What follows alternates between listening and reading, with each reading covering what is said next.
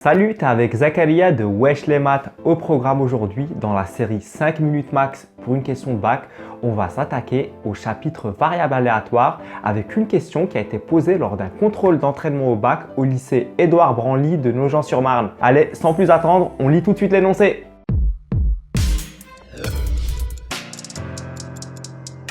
On te dit, on lance un dé truqué à 6 faces. Et les probabilités d'obtenir chaque face sont les suivantes, dans le tableau ci-dessous. Et on te dit dans la question, calculer P3 et P6, sachant que P3 c'est égal à 3P6. Dans ce chapitre, on veut évaluer deux choses. La première, c'est si tu sais lire, compléter et interpréter un tableau décrivant une loi de probabilité. Et la deuxième, c'est si tu connais les propriétés qu'on peut tirer d'un tableau décrivant une loi de probabilité. Et c'est exactement ce qu'on va voir dans cette question. Donc commençons par expliquer comment ça marche un tableau décrivant une loi de probabilité. En fait, il se décompose en deux lignes.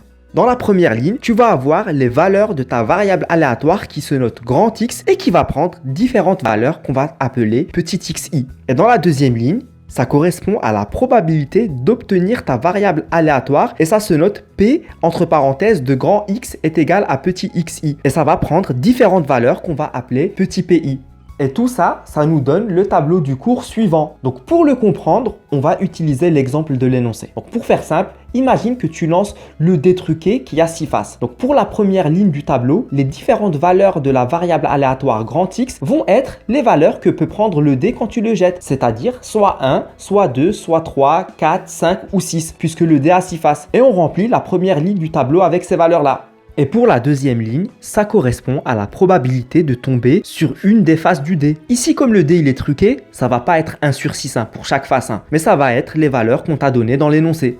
Avec tout ça, on a déjà fait un grand pas et on comprend maintenant comment lire un tableau décrivant une loi de proba et tout ce qui va en découler ensuite va te paraître logique. Comme par exemple, une des propriétés qu'on peut tirer dans un tableau décrivant une loi de probabilité et qui va nous être utile pour résoudre la question, c'est que la somme des probabilités de la deuxième ligne va toujours être égale à 1. Donc P1 plus P2 plus ainsi de suite jusqu'à P6, c'est égal à 1. Et ça, c'est à retenir par cœur. Avec ça, maintenant, on a tous les éléments pour répondre directement à la question. Donc pour calculer P3 et P6, on va résoudre un système d'équations qui aura deux équations et deux inconnues. Et en fait, la première équation, on va l'obtenir grâce à la propriété que je viens de t'énoncer. Comme on sait que la somme de la deuxième ligne, c'est égal à 1, c'est-à-dire P1 plus P2 plus P3 plus P4 plus P5 plus P6, c'est égal à 1. En fait, on va pouvoir écrire, ça c'est égal à 0,2 plus 0,1 plus P3 plus 0,06 plus 0,2 plus P6, c'est égal à 1. Et donc ça nous donne 0,56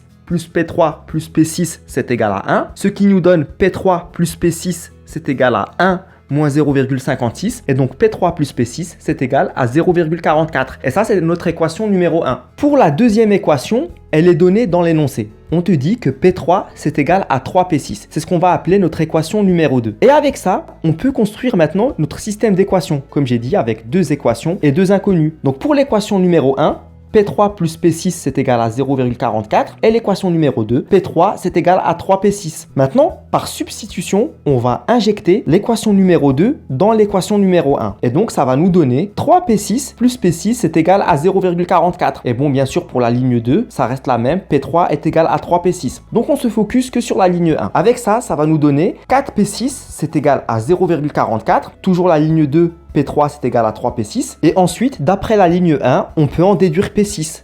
P6 c'est égal à 0,44 divisé par 4, c'est égal à 0,11. Et bien sûr, la ligne 2, ça reste toujours la même. P3 égale à 3P6. Donc, on vient de calculer P6. Maintenant, pour trouver P3, il n'y a plus qu'à injecter la valeur de P6 dans l'équation de la ligne numéro 2, l'équation numéro 2. Et le tour va être joué. Et donc ça nous donne, comme P3 c'est égal à 3P6, c'est égal à 3 fois 0,11. Et ça, c'est égal à 0,33. Voilà, c'est fini pour cette question et comme à mon habitude, avant de te laisser partir, le petit conseil de fin. Je me souviens à l'époque, quand j'étais à ta place au lycée et que j'entendais le mot variable aléatoire, je partais avec des a priori et je me disais que l'exercice allait être compliqué. Et au final, tu vois bien d'après la correction que ça a l'air bien plus simple que le nom du chapitre veut bien laisser paraître. Donc la conclusion de tout ça, c'est qu'il ne faut jamais s'arrêter à des a priori. Voilà, c'est tout pour moi. Je te dis à une prochaine vidéo de 5 minutes max pour une question de bac. Allez, ciao ciao!